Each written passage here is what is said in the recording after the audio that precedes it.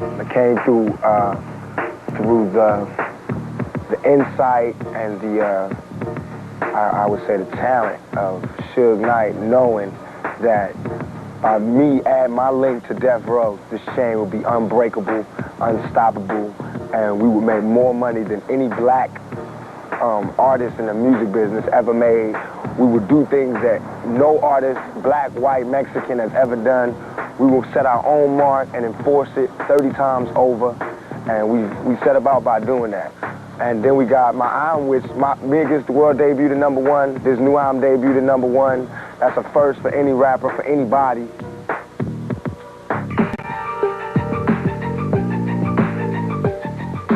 To excel, to surpass marks, to do what no man has done before us, to make my people proud, to make my family proud, to make me proud, to make black females proud, to make black men proud, to make white people in awe, to make Mexican people and people all over the country, all over the world know just what type of people we are and just what type of label Death Row is and just what type of place California is.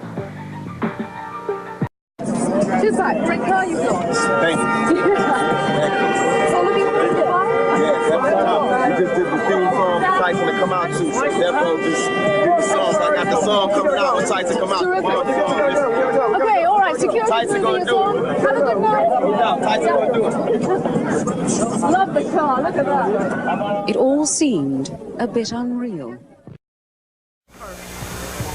This is perfect. This is perfect straightaway. We about to race real quick so we can get this out the way. Come on. Hey man, say Marcus, let go. No, go down there and check it out. All the way to the corner, man. To the end of the spot. The end of the spot. Right there, that little green sun. Oh, that was good. Watch out, man. Hey, take us straight away. Hey, son. Watch us run that man. You got to see this fast right now, Joe. Hey, hold it.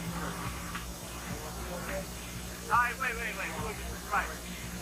Right here. Somebody clear the way. Clear the way.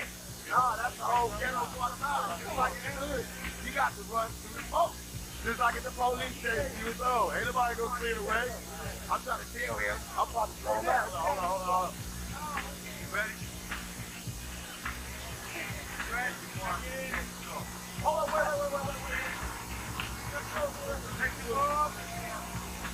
Get set. Go.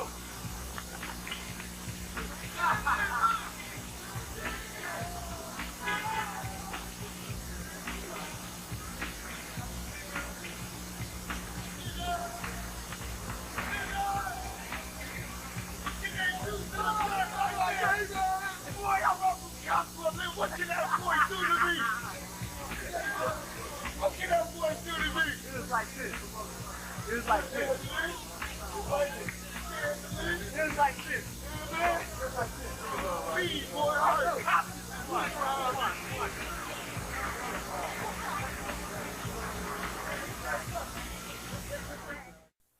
Only God protects us. This for all the people that support a brother.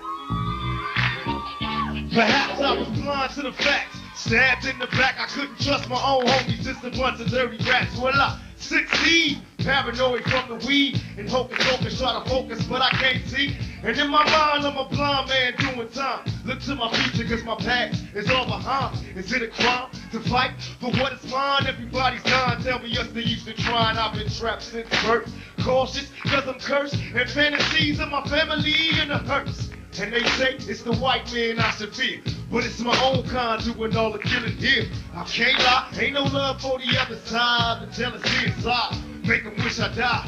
Oh my Lord, tell me what I'm living for. Everybody's dropping, got me knocking on heaven's door. And all my memories of seeing brothers bleed, and everybody grieves, but still nobody sees. Recollect your thoughts, don't get caught up in the mix, cause the media full of dirty tricks, only God can judge. Alright, that's good.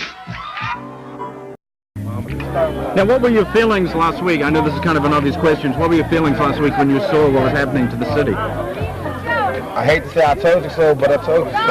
So I was feeling beautiful to see all the unity.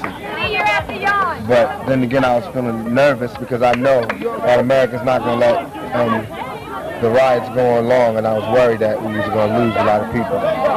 Is this a time for Hollywood to examine the images that it presents of black people and other minorities? No, this is the time for America to look how they look at minorities. It's time for either you live or you die by your stereotypes. Either you live or you die by your ignorance. You know, and so either we change or we all fall. Now, a lot of people saying, though, that Hollywood is one of the worst, one of the most guilty people or places when it comes to putting out the wrong image. True, but Hollywood is just giving America what America wants. So if we start with America, then Hollywood won't be doing it. Just like now, how we have all these black movies, because America, part of America is black, and we tell them this is what we want to see. And so we get it. But if all America says, you know, well, we don't want no more of that, you know, black or white, black or Mexican, and none of that. We want peace, you know? And we can't find peace till we get it. Are those your hands in Vibe? Yeah. Remember the hand that has... Those are Suge's hands. Wow. Yeah, that one. I present him. All right, great, good. Yeah, congratulations on the nomination. Thank you. That means a lot. Your life has changed dramatically in the last 3 years, and then particularly in these last 3 months. No doubt. Okay? Not lying. It has been a big difference. What's it mean to you, especially these last 2-3 months of your life? It is a good reward for the patience of being in a maximum security penitentiary. You know, all the times when I could have acted up, or all the times when I could have went one way and I was like, I know this ain't forever. I'm gonna just ride this out, and I know it's gonna be my time again. And now it is my time again, and I appreciate everybody that wrote me letters, telling me to be patient and wait, everybody that, you know, helped me to see that, you know, as long as you got your faith, you know, you can ride anything. There's nothing too scary where I'm gonna just give up, you know what I mean? I've seen hell and everything after it, so. It's been some very interesting articles out recently. This man here is responsible, Papa G, getting a lot of press out about you all. Let me ask a comment about one of the things that I read. Certainly you're here at the family now. You all call this a family. What's it mean for you to be here with Death Row? It means that I have to give my 110% so that all the rappers under me can give their 110%, so that everybody else, all the peer rappers like the Dog Pound or Snoop, to give their 110%, should give his 110%, Papa G give his 110%, and that's what makes Death Row Death Row. That's what makes us have record-breaking album sales and things like that. Is we give 110%. So for me, it's good. It just means that, you know, I'm somewhere where if you're persistent and efficient, you get rewarded, and that's what everybody wishes for. Your focus seems clear. I think, like you said, being in maximum security, certainly there's a lot of things for one's head and one's focus and desires and dreams. You come out, you hear a lot of controversy going on right now about rap, just Time Warner dropping Interscope and a lot of things that have resulted from people saying it's a bad image, it's bad for young people. Tell us your comments on that. I said so many comments on this, but basically it's a hypocritical view, because what you're saying is it's okay for us to live in the dirt, in the gutter, in less than human conditions, but it's not okay for us to tell people that we're living in these conditions. Everything was cool, you know. The ghetto was okay. It was habitable until we started talking about exactly what were the repercussions of living this type of lifestyle. What happens when you live in this kind of environment? What type of person it changes you into?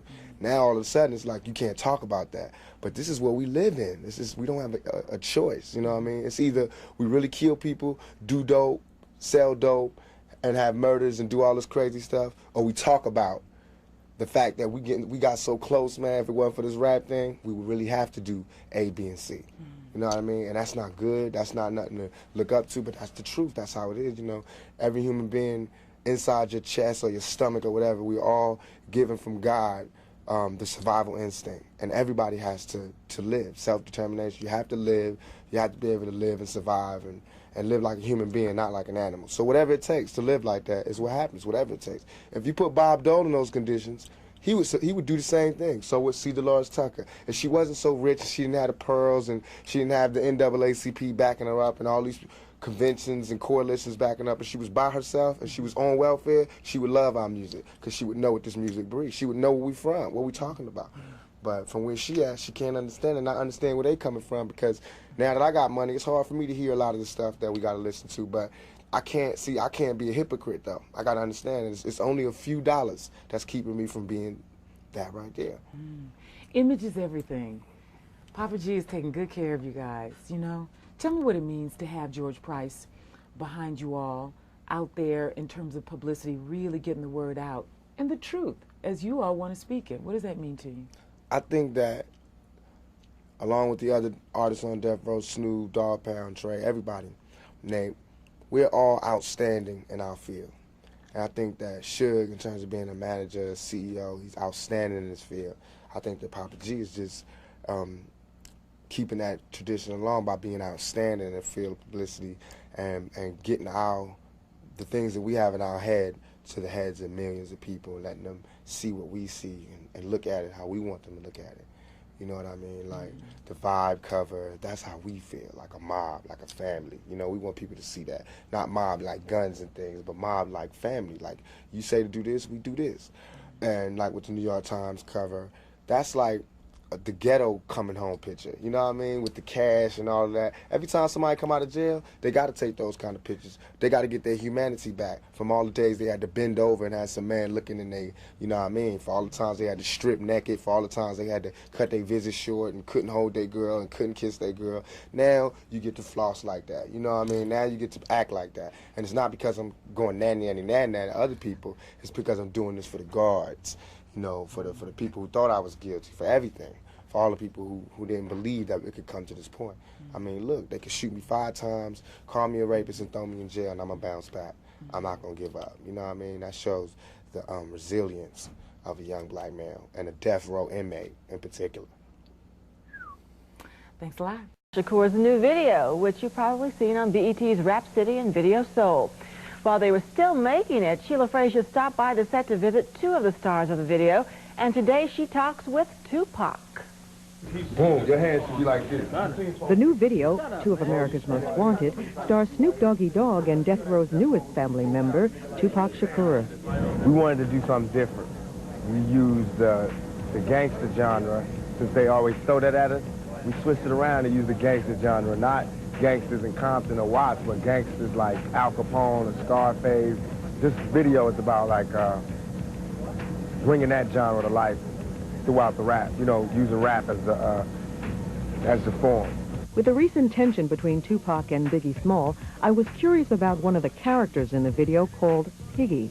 We did that because I believe in nonviolence, and I believe that if I have a problem with somebody, I can address the issues on wax.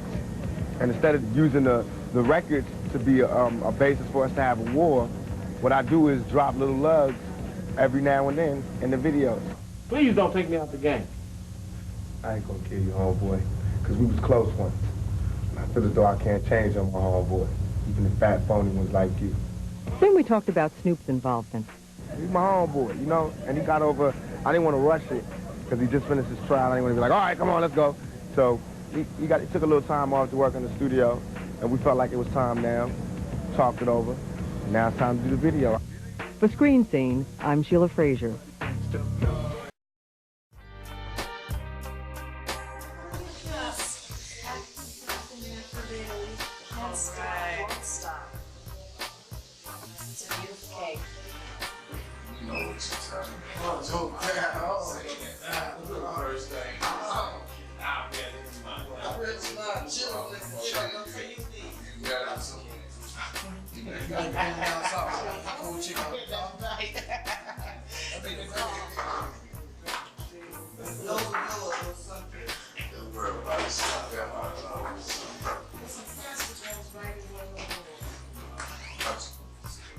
Where's the music going?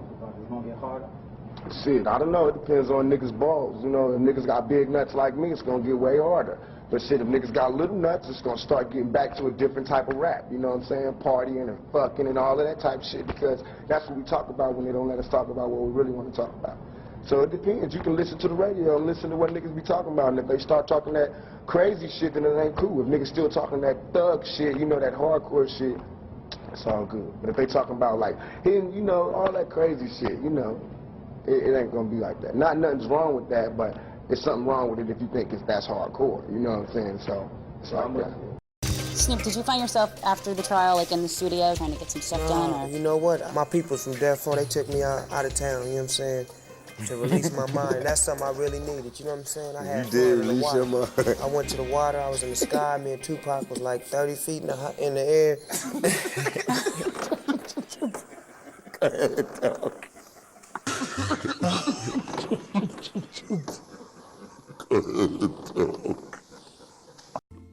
Don't you think if you shoot somebody 5 times, you should kill him? That's what I think. So, if y'all gonna be robbers and killers, be robbers and killers, man. Y'all just gonna be fucking up a nigga clothes. Y'all do that, cause that's all y'all end up doing was fucking up my clothes, man. I was out the hospital 24 hours. I know you heard about me. Nigga, you ain't stopped nothing. It's thug life. I thought you knew. So y'all cut that out. If you gonna come shoot me, kill me. If you're not gonna kill me, stop shooting me, stop shooting at me. Don't come for me unless you're gonna come and get me. Cause I'm with you. I'm in the game too, but nigga, don't be half-ass doing it. Yeah, my man definitely putting it down.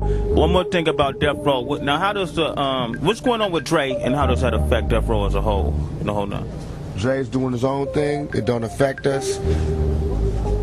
My take on what happened was that Snoop was on trial for murder, fighting for his life. Somebody had said that Dre was in the car. The jury believed that. We needed Dre to be there to say he wasn't there. And once they would have saw him, they would have known he wasn't there. And that would have saved Snoop's whole case. Because they would have saw that the witness that had said it was lying. And Dre never showed up. He was too busy. That's how they told me. When they told me that, I was like, well, no matter how dope he is, and Dre's one of my heroes in the music business, but I was like, no matter how dope he is, if you're not down for his homeboy, Snoop, who brought him back when he was just a relic, when niggas was dissing him, you know what I mean? Then I don't want to be a part of him. I don't want to be around him or nothing. Plus, I feel as though what's done in the dark will come to light. It's secrets that everybody's going to find out about that I don't have to play a hate or draw snitch about. That will come out, you'll find out for yourself, and you'll know why I did it. I swear to God, y'all, I'm living by the rules of the game that y'all, the people, have put down for us to live by. That's real. Let's talk about other things like you told us you got to... You understand? And he wasn't producing shit. Other niggas was producing the beat, like on my album. Other niggas was doing the beat, and Dre was getting the credit. And I gotta go on MTV and be like, yeah, he did this, he did that. No, he ain't do it. He is a dope producer, but he ain't worked in years. And I got tired of that. I didn't think we needed that. I think we didn't need that. And he was owning the company too, and he's chilling. He owning the company, he's chilling this house, sucking dick, eating pussy. I'm out here in the street, you know what I mean? Whooping niggas' ass, starting wars and shit, putting it down, dropping albums, doing my shit. And this nigga's taking 3 years to do one song. Dre is not coming today. Hey, girl, why you acting like Dre won't be in today. All the homos will go home. Stop acting like that. Dre's not coming. Searching for paydays, no longer Dre Day. Or even Dirt J. Cold and forgotten, rock for plotting child's play. Check your sexuality, as fruity as this Alizé. LA, California Love Part motherfucking 2, without gay ass Dre.